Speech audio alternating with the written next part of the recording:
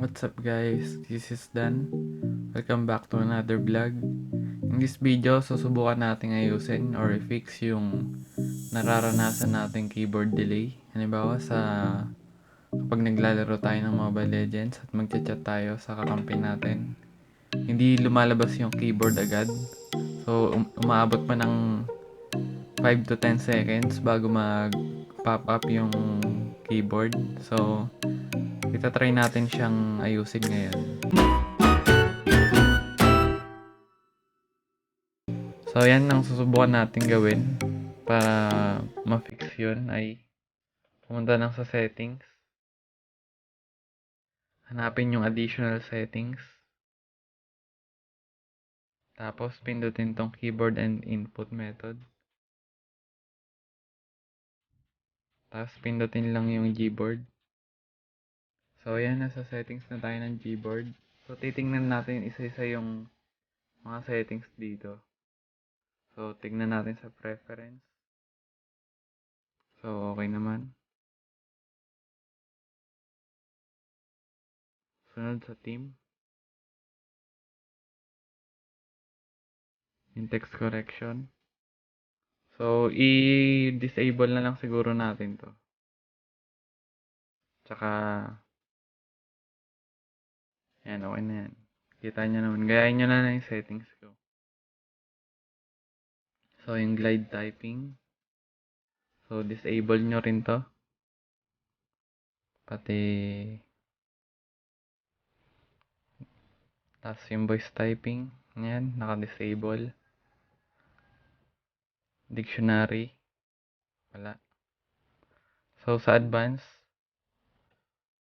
So, yan, i-disable nyo lang yan. Tapos, delete learned words. Yan. 9, 4, 3, 7. So, cleared na. Search. Ano ba to? Ayan, ito rin. I-disable nyo lang yung mga hindi nyo kailangan. So, yan. Close natin yan. So, try natin sa Wild Rift. So, yan. Nakalagin na ako. So, yung cellphone ko nga po pala ay Realme C11 na meron lang 2 GB RAM. So, kaya sa tingin ko, yun yung dahilan kaya nagde-delay yung yung keyboard kapag magchat-chat. So, try muna natin dito. Medyo delay pa siya pero bumilis na yan. Dati talaga sobrang tagal. So, try natin maglaro. Tingnan natin sa kapag actual game na.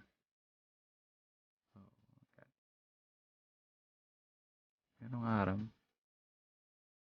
So, yan. Try natin maglaro. Aram. So, yan. Nasa game na tayo. Tasan muna natin brightness. So, yan. Bili muna tayo.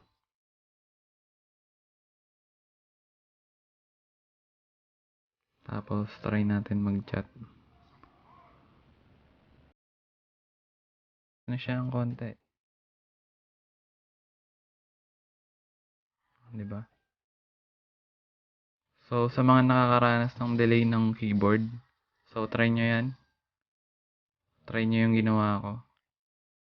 Talagang i-sacrifice nyo lang talaga yung tawag niyan. Sacrifice nyo lang talaga yung mga features na yun. Kung gusto nyo lang na makakapag-type kayo ng maayos dito.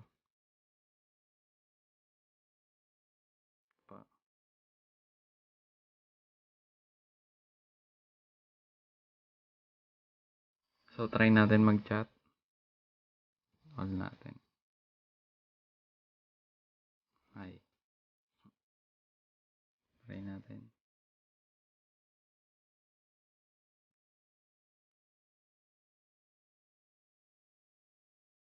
So, yan. Pwede naman na siya. Masasabi kong malaki yung improvement niya. So, yun lang po para sa video na ito.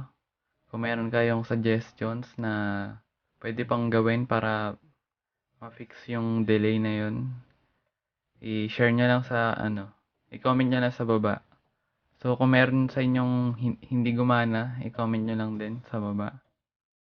So, i-consider nyo rin yung RAM kasi itong itong phone ko 2 gig RAM lang tapos ano na siya, Android 10. So, medyo mabigat. Kaya naglalag or delay talaga yung launch ng Gboard or yung keyboard natin. So, next time siguro itatry ko din sa ML.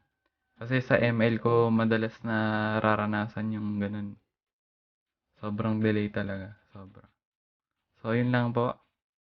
Salamat sa panonood nyo. At kung nagustuhan nyo yung video na ito, i-click nyo lang yung like, subscribe, tsaka yung notification bell para updated kayo sa mga upcoming videos natin. So, yan lang. Salamat!